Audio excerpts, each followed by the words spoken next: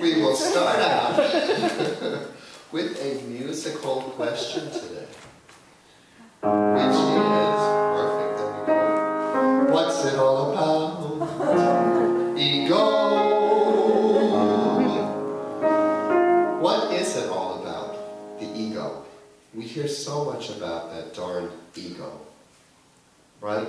How can we get rid of that ego?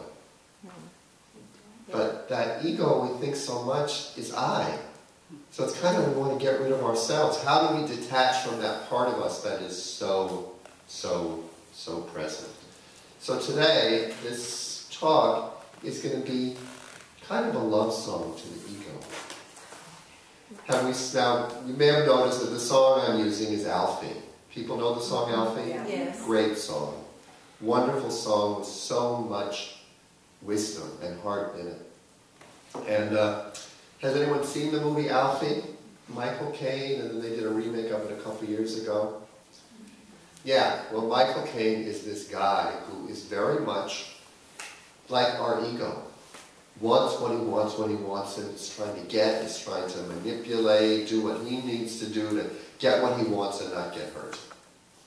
Kind of what our ego does, right? We want to get through life, get what we need without getting hurt. And try not to hurt other people, but if other people get hurt, maybe it's better than us getting hurt.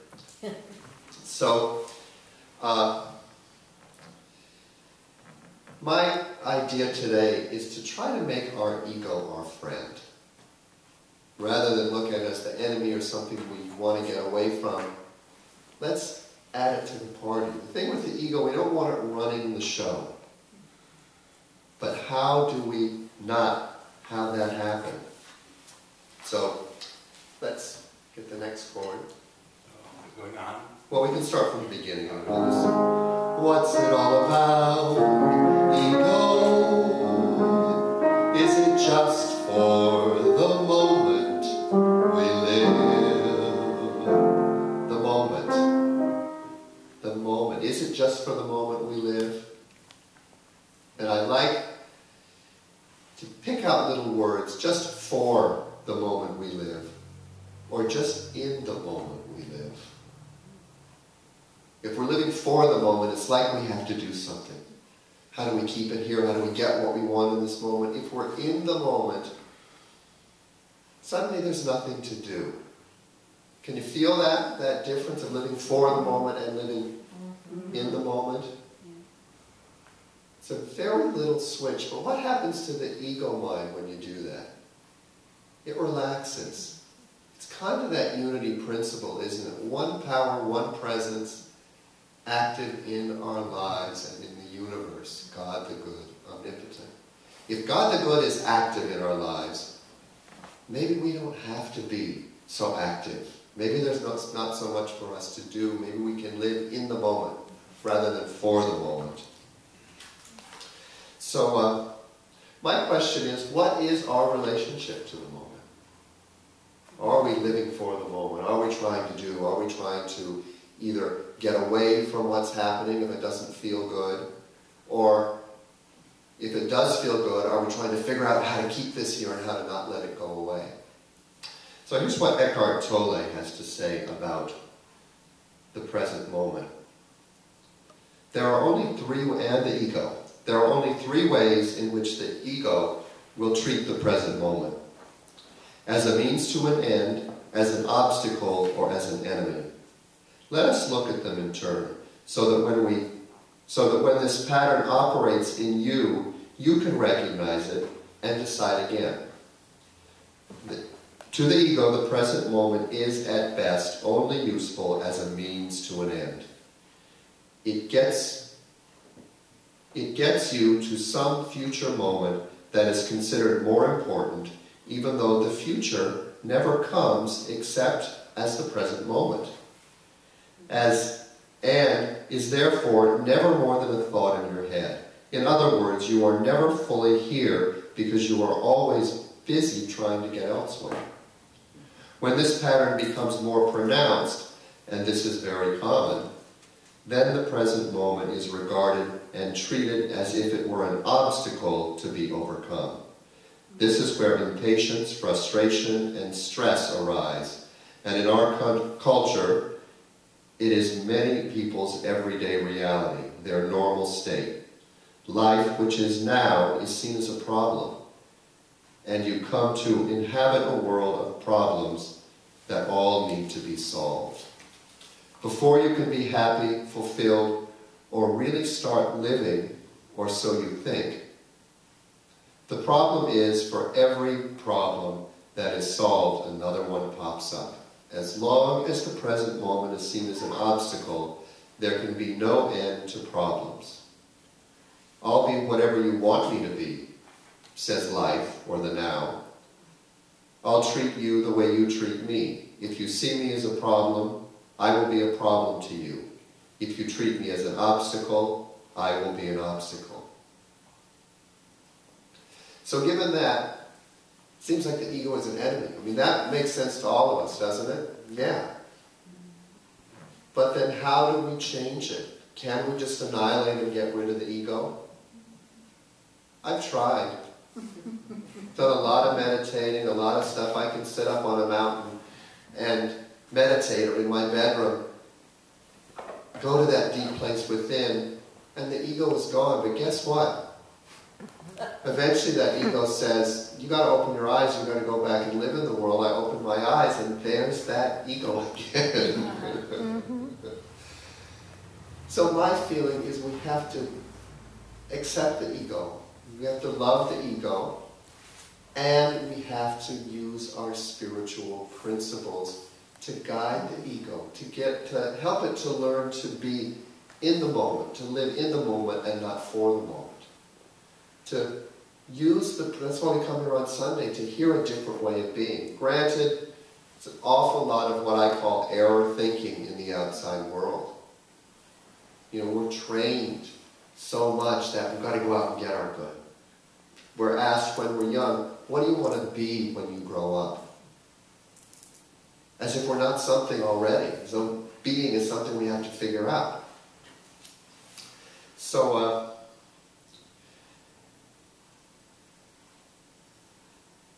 so it's the deeper self. That deeper part of us which we want to attach the ego to. And how do we know when to do that? We talked about that some the last couple of weeks with the presence process, about putting our attention on our felt perception. When the ego comes in and says, I've got to fix something, I've got to do something, if we can come back to being and say, what's going on in me? What's that discomfort that is pushing me to want to do? So it's placing an unconditional awareness on our felt perception, just simply what we're feeling. So can we show our first slide up there? It's there. Beautiful. So I love this saying. It's so simple. A lot of you have probably heard it. I will read it in case it's too far away. It says, live in the moment. It's a gift. That's why we call it the present. So I love it. It's a play on words, but it's a present, this moment. And how do we open this moment as a present? By staying focused on what we're feeling. What is the experience of life? We can think about our life and have all these concepts of it, but life really is in the experience. What we're feeling right here and right now. So what I want to share with you is a story of the Zen master who went to the archery show.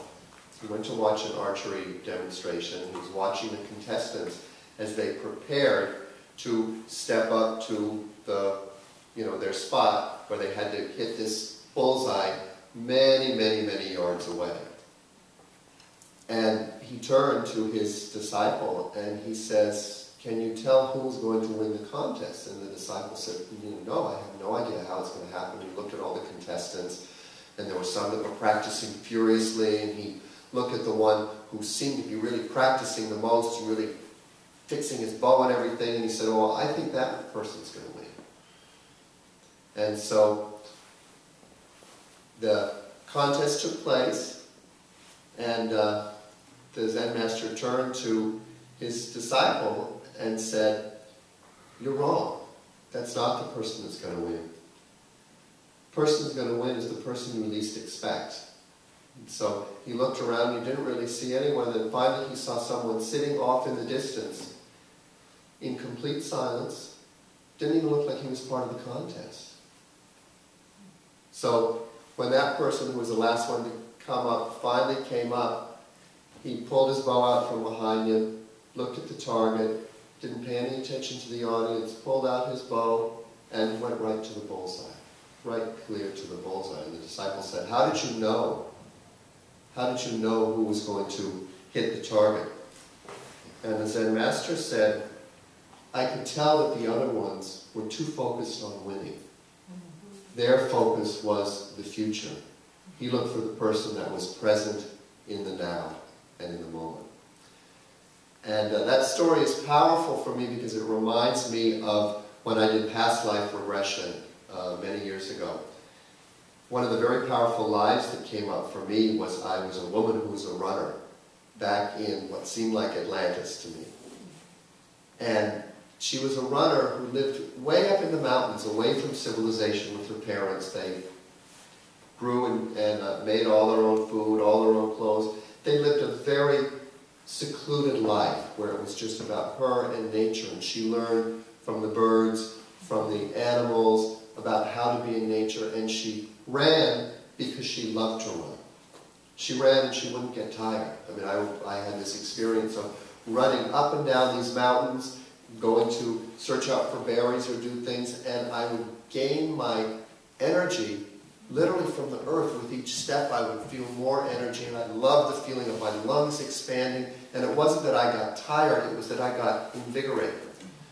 So as my family got older, we moved to the city, where people were amazed that I could run like this. And I would just run wherever I went, and I waved to people, and very soon, because of all the attention I was getting, they entered me in races. And I was very happy to be winning these races and getting all this attention, but very soon it began being about getting the attention, about being noticed. I wanted and I needed to win, and as this happened, I began losing my ability to run. My body didn't serve me. I began getting injuries. I injured my ankle, I injured my foot, and I went into a very depressed period in this lifetime. And so I began a spiritual journey during that life, and I began meditating, and I came back and I began teaching. And I didn't teach running. What I began to teach was kids who were mentally disabled. I began to teach them how to share what they were learning from the world. So up to this point, those children who had been considered something wrong with them, they'd been put aside, I stepped in, and I was able to see that nothing was wrong with these children. They had their own gifts. They just weren't being expressed mentally. The gifts they had, the things they had to teach us were very different. And it was almost always gifts of either the heart, how to love, how to be present and really express love, or how to simply be present in the moment. They were able to sit and enjoy just feeling a lump of clay. They didn't care about making it into anything. They were able to feel the texture. So this is what I began sharing with the community, and I got quite a bit of renown for this teaching, which at that point I did not care about. It wasn't the renown. What was important to me was that I was allowing what these children, or these people as they grew up, had to share with the world. I was able to show the community that the way they were looking at things was too much in a box. It was how to expand it and open it. So let's move on to our next part, which is what's it all about? I think it's the same chord. Okay. Marvin and I have been emailing to sort of figure this out, so thank you so much. What's it all about? When you sort it out, Alfie, ego, are we meant to take more than we give? Or are we meant to be kind? So there's another question for the ego, right? Don't we all have that battle that seems to go back and forth? Are we meant to take more than we give? Is life about taking? Is it about getting? Or are we meant simply to be kind? Could it be that simple? I mean, sometimes with our spiritual work, we think, oh, that's just about it. It's just about God. And we come out of church feeling that and knowing that. But then we get into life, and someone pushes our buttons, or somebody cuts in front of us, and it's like, oh my God, it couldn't simply be about just being kind. We've got to figure out how to take care of myself. I took my car in to be serviced yesterday, and I thought it was just going to be oil change, this and that. Then I get a call, oh, well, this needs to be done and that, and it's like, oh, really? And I hang up, and the way he explained it, and I trust my mechanic, but the minute I hang up, realizing, oh my God, this is extra money, I didn't plan for this in my budget, that guy's trying to cheat me. So immediately it's into that ego thing, back and forth. And then I felt it, I felt the feeling, and I said, okay, this is about fear. This is about I'm afraid there's not enough. This is going into that old lack stuff. So I said, okay, what if this is good? What if this is God the good omnipotent? What if the thing that needs to be fixed, which made sense, I fix it and it keeps me moving forward, it keeps me from having an accident, and other thing that came up, which I'm getting goosebumps just thinking of it, and how nice that this guy found something that can help me, and it can also put more money in his pocketbook because this is what he does for a living, and I'm able to say, instead of, well, no, I'll save that for later, I'm going to say, yes, I'm going to take care of myself, and at the same time, I'm going to take care of you. So that was a whole new way for me to look at things. And it's about being in the moment, and it came because I was willing to look at my ego, realize it was based in fear, and then have a little conversation with my ego, reminding it that, oh, I know something different than my knee-jerk reaction, than what I've been trained. So it's really taking that ego, like I would a little child, and saying, come on, here we go. This is good for all of us, for everybody. And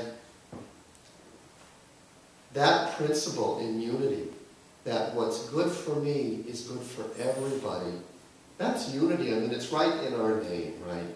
Unity, to unite, to all come together in God's good. So, got the past life story, we talked about the runner, and we talked about the choices. There's the two choices of getting and taking, or just being kind. And so I want to explore a little bit about the word kindness. You say, okay, we just want to be kind. What does kindness mean? Of course, we all know it means to be nice, to be good, to be generous. But there's another meaning of kind, which means like a kindred spirit, to be alike, to come together. It has to do with family. Let's see what the dictionary had to say. Nature. Kindness can be our nature, of kind. It is what's natural to us. It has to do with our family, our lineage. What kind are we? Fundamental nature or quality, our essence.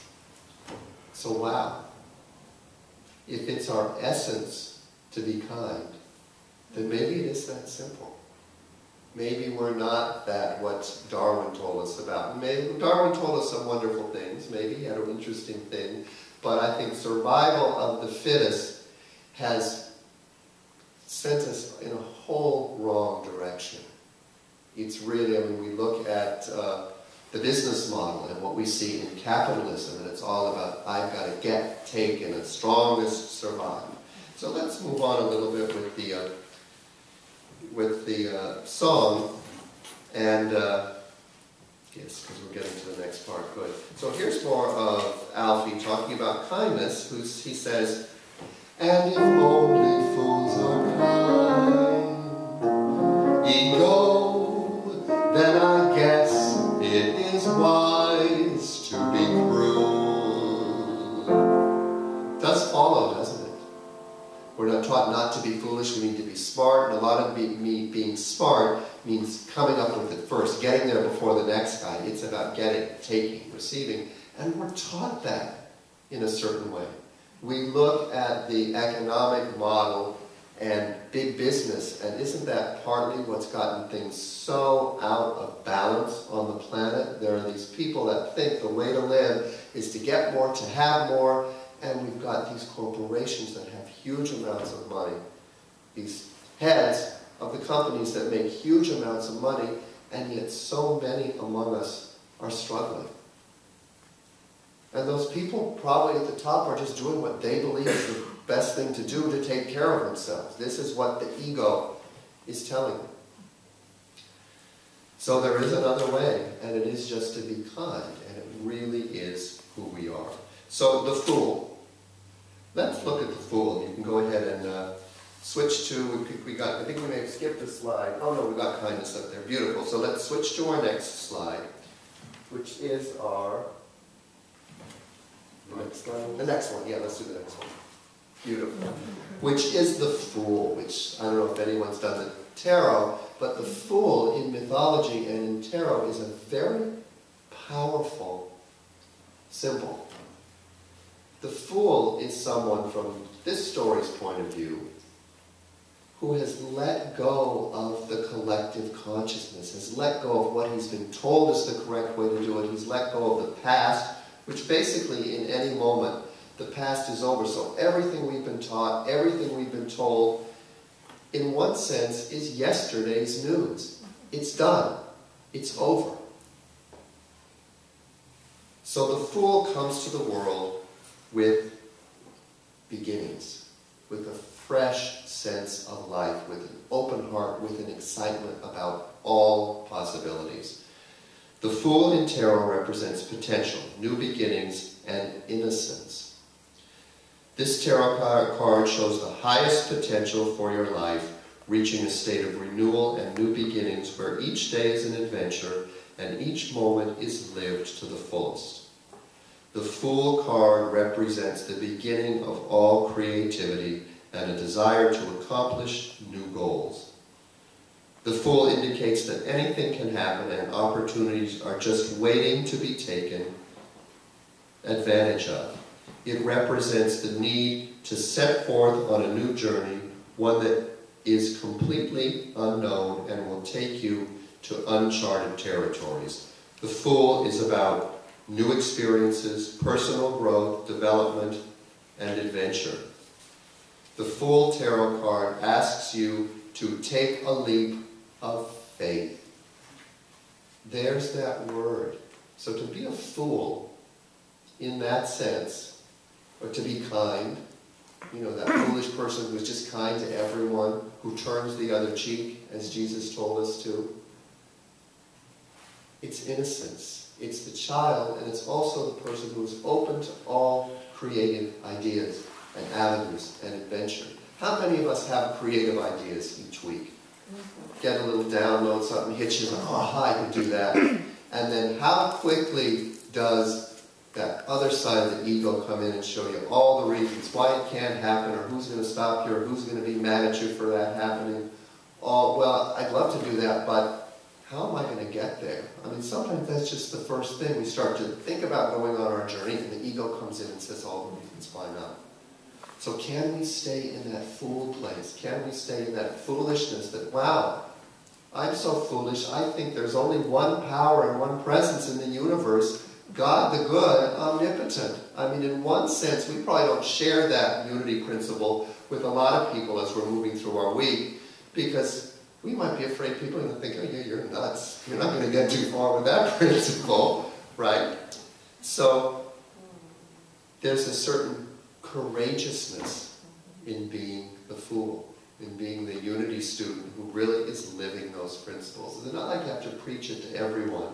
Maybe it's just a silent knowing that you have. But can you do it? Can I not go into my mechanic and say, well, that's too much money, you know, with that suspiciousness, you know. And he was glad to say, you know, when I talked to him on the phone, you know, I'll save the part and show it for you. I didn't even have to ask. You know, I mean, we definitely want to be sensible. But we don't want to come at the world with all those reasons why it can't happen. So, other thing that came up around the Fool as I did my research is that he's also the trickster, the person who doesn't go with the status quo and says, wait a minute, I see this thing that can show with humor or a little bit of jest, kind of pull the rug out from under you. When they see you're all puffed up with maybe a false ego idea of who you are, they're the one that'll say, oh look, the emperor has no clothes. There also there was a connection in it that said Jesus was a trickster. This came up with some of my research. At the command of God, he came to change the world. And if you think about Jesus, he was not someone who stuck with the status quo. He pushed everybody's buttons and really said, you know, this is not how it is.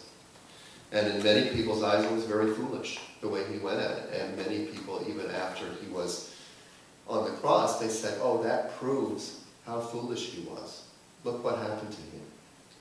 So as we take this way shower as our guide, it's a big step, right?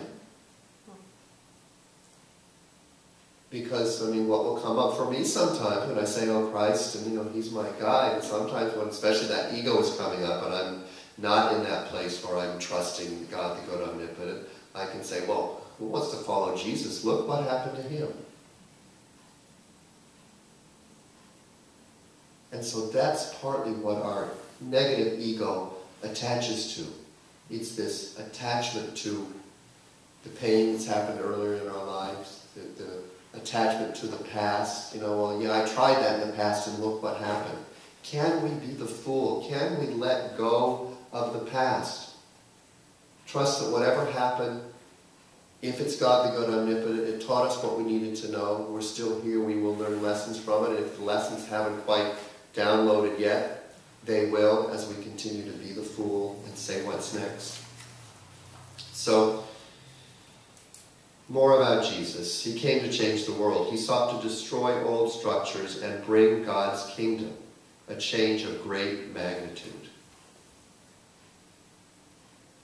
So then that brings me to the next step. We see Jesus being tortured on the cross, and if we're sensitive people at all, we realize that that was something extremely painful. When we are in our places of most pain and discomfort in our life, we can identify to a certain extent of the physical pain that must have been for him, and the painful stuff that led up to it, the Garden of Gethsemane, when he was so panicked about what he knew was going to happen, that he was feeling all the human emotions that we would feel, and that we do feel when we have those struggles and those painful moments in our life, when we walk through that valley of the shadow of death. But then, when we look at the story and we realize that the reason we still talk about Jesus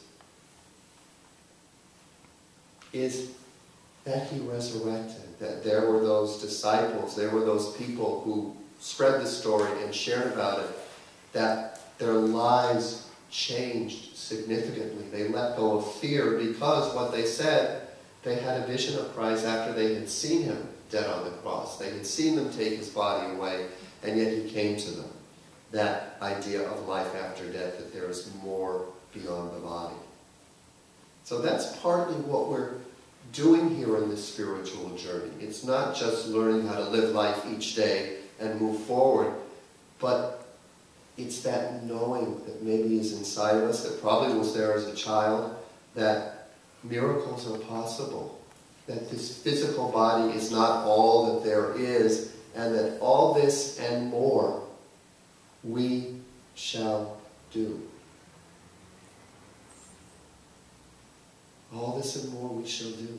So miracles are possible. What if we're just taking baby steps into this idea of consciousness moving into the planet? Being conscious of this miracle of which we are a part. Unity. It's all us. We are all one. Not just these physical bodies and points of view that looks out at life, but all of the universe. All this miraculous stuff that we can't comprehend from the ego mind, but our heart can sometimes embrace, can open to. The possibility of miracles, that we can maybe move into our light body as we become more loving and forgiving, let go of pain and disease, be able to love each other and see each other as God. So, let's go to the next. So here we go. Here's someone who refused to, this is Mother Teresa. And she says, it's hard to say, isn't it? If you judge people, Thank you. You have no time to love. So there we go. That's the negative ego. The ego when it's not held and attached to these spiritual principles that we have. We go into judgment. And what is judgment? It's just fear. I told you that we would talk about driving. So driving is one of the ways that we're really triggered. I know for me. I can be in my spiritual place, driving along, feeling so connected with the universe, and then someone can cut me off or something, and suddenly I'm you. And, you know, what will happen is this other side of me will come out so powerfully. I remember a couple of years ago, after I just moved back to Southern California and had to be driving for a long time after I'd been in New York for many years, somebody, you know, really cut me off right out in front of me, and I slammed on my brakes, and I was in such this blissed out place before it happened, and I literally had this vision of forcing him over to the side of the road, pulling him out of his car, and smashing his head on top of his car. And I thought, whoa, where did that come from? So I had another conversation with my ego. Rather than judging, because what we do when we get those thoughts like that, we immediately, the other side of the ego comes in and says, oh, you're bad. We sort of beat ourselves up for, oh, look how horrible I am. I'm horrible. All people are horrible. It's horrible. Life's horrible. We can't stop the wars because I'm just as bad. It's another wonderful quote from Mother Teresa. They said, how can you do the work you do? How could you dedicate your life and work with lepers and all these things? She said, well, when I realized that I had a Hitler in me, I realized that there was no choice.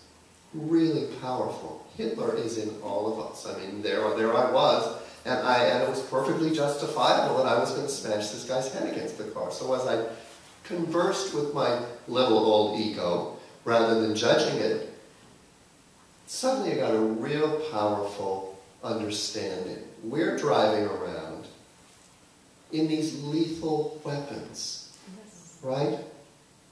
And because we're so much not in reality, we don't get that. We don't get when we get behind the wheel, we need to be very aware. We need to be watching what's going on. And if someone cuts in front of us, that's the fear that comes up.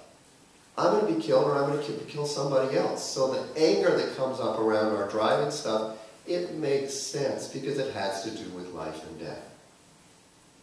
So whenever I get mad when I'm driving, it's always an indication for me to stop, bless the person who just cut me off, because obviously they're not conscious, they're not paying attention to what's going on, and they're continuing to drive.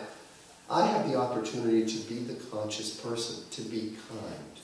To be of kind, which means I acknowledge that I'm part of him and he's part of me. So I, number one, bless him, say wherever you need to go, it's obviously a hurry, but I'm going to put some light around you and pray for you. And then I slow down and I realize, because I'm conscious, I need to be more conscious. Drive more slowly. And since that's happened, I notice every time I do get triggered and say something, I do my brief little ritual. 2 minutes later, 30 seconds later, there'll be a child or an old person or someone on a bike who suddenly is there in front of me, and because I've slowed down and I'm more conscious, there, and I bless that person. So suddenly I become a conscious person who's aware of the healing. So I hope that that is helpful in allowing us to deal with our egos. That it's really is a love story, and that's one of the reasons I picked Alfie, and it inspired me to do this. So there's just this next line, which brings us towards our end. And if life belongs, only to the strong. Okay, a second. And if life belongs only to the strong, Alfie, what will you lend on an old golden rule? And what is the unto others as you would have others do unto you. Really powerful, powerful rule. But I want to take it even one step further. Do unto yourself as you would have others do unto you. Because unless we start with ourselves, it's very hard to do it to other people. Because there's still that part of us that says, oh, what about me? What about me? And so, how do we do it to ourselves? How do we send that love to ourselves? What I want to say is by embracing our ego. By embracing those charges. By embracing ourselves when we're angry or when we're in a place that we think we're not supposed to be. What we talked about last week, being able to put that unconditional attention on ourselves and just be with ourselves. When we get triggered because a car pulls in front of us, when someone pushes our buttons, whenever we're not showing up as the ego thinks that we're supposed to.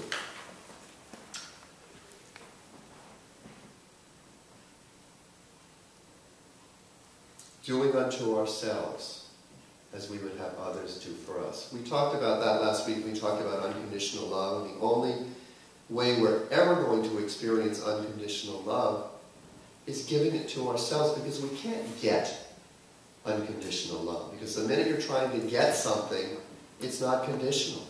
It's based on being able to receive that thing from the outside. Simply being present with ourselves without judgment is unconditional love. Even when we're not feeling loving, to say, oh, that's that old ego mind who was trained in a whole different way. Okay, I do want to pull that guy out of his car and smash his head against the top of it.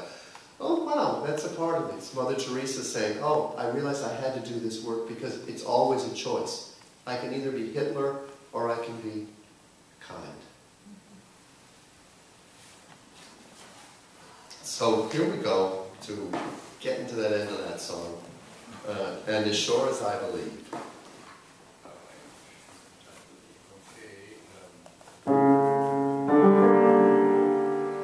As sure as I believe, there's a heaven above, Alfie. I know there's something much more, something even unbelievers can believe in. That's enough. What is that thing that's more than heaven above? More than that wonderful thing that we've heard about, that Garden of Eden? What could be more than that? Something that's right here, right now. Right? And that's one of the main things about the ego. We heard that about Eckhart Tolle. The ego is always invested in something out there, in getting somewhere else, which is always less. It's always less than what's right here, right now. Because whatever's the future, it's some idea that once we get to it, it's going to be what's right here, right now. So this is what's more, right here, right now. And then what is right here, right now? What is the resolution chord of the whole song? We know it. Anyone who knows it? I believe in love, ego. So that's what we say to the ego. When it's coming up, we're in that space. I believe in love, ego. So we're being pushed to do something, to yell at that person, being pushed by that need to fix or change or do something. Can we just take a deep breath and remember kindness? Our kind, who we are in our essence, in our nature, is love. Without true love, we just exist. Our ego, until you find the love you've missed, you're nothing. Ego. When you walk, let your heart lead the way. Next slide. Thank you. I'm kind of doing double duty over here. Just one This is the golden rule. So let's look at that. Feel the golden rule, that do unto others, and let's take it the next step, do unto ourselves. So when you're feeling that stuff, like something needs to be fixed, just look at that picture and how nature is so healing. Right? How many of us have been in that stuff and nothing seems right? We're being ready to strangle our partner or our next of kin. And then we, instead of doing that, we count to 10 or take a walk. We connect with nature and we feel the healing power of just being here now and appreciating what's there. That's the golden rule, and that's how to place that on ourselves. Giving unto ourselves what we would have others give us. Just space, time, acceptance. Next. So here we go. I believe in love. And let's go to the next one too, as we take it on home. Next slide. Yes, this is the one. Yeah. So, isn't that how we let the heart lead the way? Isn't that kind of the opposite of fear is love? And I want to also invite you to say that, or invite you to look at how subtle fear can be. Fear is basically the ego detached from these principles. And when the ego is connected with these principles, it helps us do what we're supposed to do. So we focus the ego on our heart rather than the drama, rather than the story, and understand that it's always either, as Mother Teresa said, fear or love. And she used Hitler as the example of fear. But if you look at the world, you know, the wars, all the destruction that we human beings do is based in fear. It's based on not trusting that divine love. It can show up as judgment, it can show up as procrastination, it can show up as all these things that keep us stuck. Judgment is a good one. Judgment is always based on fear. When we judge ourselves and when we judge others, it's based on fear and that ego's idea that it's separate and that there's something either wrong out there or wrong in here. God the good, omnipotent, one power, one presence, love. All right, so I would like to invite you all, if you're up for it, to sing Alfie with me and Marvin as we struggle our ways through it. And you can tell that this morning my voice is not great either, so you don't need to worry about showing up perfectly with acceptance. Yeah, same for the piano. What's it all about? Ego, let's do it. Ego. For the moment we live. What's it all about? When you sort it out, ego. Are we meant to take more than we give? Or are we meant to be kind? And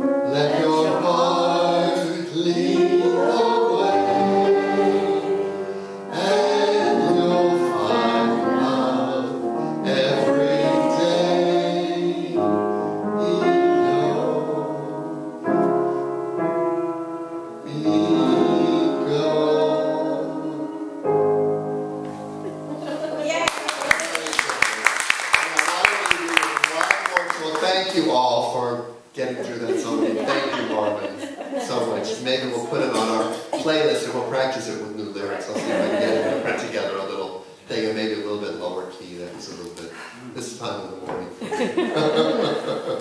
But what I want to do is give you a little tool that you can use. It's a really simple tool, but very powerful. Next time you're in front of the mirror, it's a powerful law of the universe because it's going to show up, just as Eckhart Tolle talked about, whatever we're asking it to do, whatever we're putting out there, it's going to come back. So next time you're in front of the mirror, practice trying to get from the mirror. Reach out and get. And notice how it feels. And do this. You can visualize it in your head, but when you actually do it, it's different and it reprograms a part of your brain. After you've done that, practice giving to the mirror, particularly giving your heart, giving love. Notice how it feels. And then if you want to take it a step further, practice saying something judgmental to yourself in the mirror.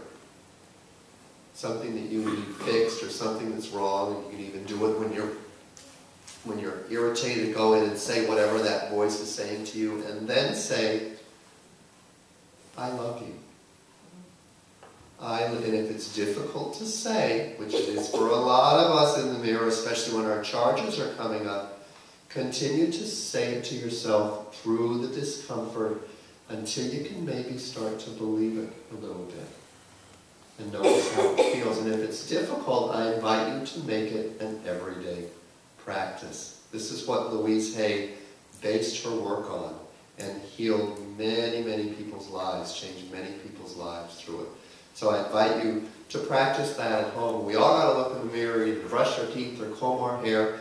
So just practice trying to get and then give and saying I love you to yourself in the mirror. And I want to end by saying that to each and every one of you.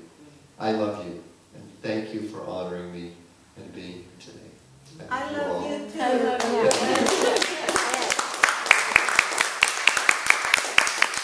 See you next week. I hope it's Mother's Day, so we're going to be doing something about the Divine Mother.